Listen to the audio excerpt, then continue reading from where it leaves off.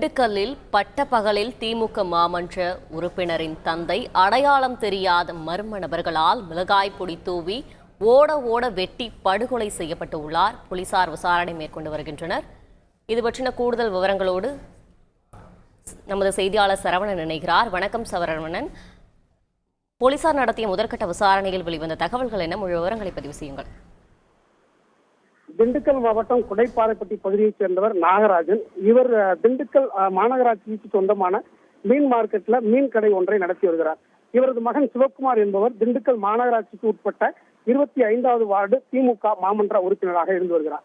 இந்த நிலையில் நாகராஜ் இன்று மீன் மார்க்கெட்ல வேலை முடித்துவிட்டு தனது இருசக்கர வாகனத்தில் வீட்டுக்கு திரும்பிக் கொண்டிருந்தார். அப்போது மதுரை சாலையில் மக்கான் தெரு பள்ளிவாசல் அருகே காந்திஜி ரோட்டில் அவர் சென்று கொண்டிருந்த போது அவரை பின்தொடர்ந்து வந்த 6 பேர் கொண்ட மர்ம கும்பல் இருசக்கர வாகனத்தில் வந்துள்ளனர். அந்த அடையாளம் தெரியாத மர்ம நபர்கள் நாகராஜ் மீது மிளகாய் பொடியை தூவி அவர் தடைமாறி கீழே விழுந்த போது இருசக்கர வாகனத்தில் சாலையில் போட்டுவிட்டு ஓடினார்.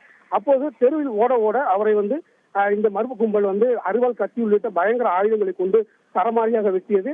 இந்த வெட்டியதில் அவர் தப்பித்து ஓட முயன்று அருகில் இருந்த கடைக்குள் புகுந்திருக்கிறார். அந்த கடைக்குள் புகுந்த நாகராஜ் மர்ம நபர்கள் சரமாரியாக வெட்டியதில் தலை சிதைத்து கொலை செய்யப்பட்டிருக்கிறார். இதில் அவர் சம்பவ இடத்திலேயே உயிரிழந்தார். இது குறித்து தகவல் அறிந்ததும் திண்டுக்கல் தெற்கு நிறைய காவல்துறை போலீசார் சம்பவ இடத்திற்கு விரைந்து நாகராஜின் உடலை கைப்பற்றி பிரேத பரிசோதனைக்காக திண்டுக்கல் அரசு தலைமை மருத்துவமனைக்கு அனுப்பி வைத்திருக்கின்றனர். இது தொடர்பாக வழக்கு போலீசார் முதற்கட்ட விசாரணையில் அங்கிருக்கக்கூடிய சிசிடிவி கேமரா காட்சிகளை வைத்து குற்றவாளிகள் யார், எதற்காக கொலை செய்தார்கள் என்ற கோணத்தில் விசாரணை நடத்தி வந்துள்ளனர்.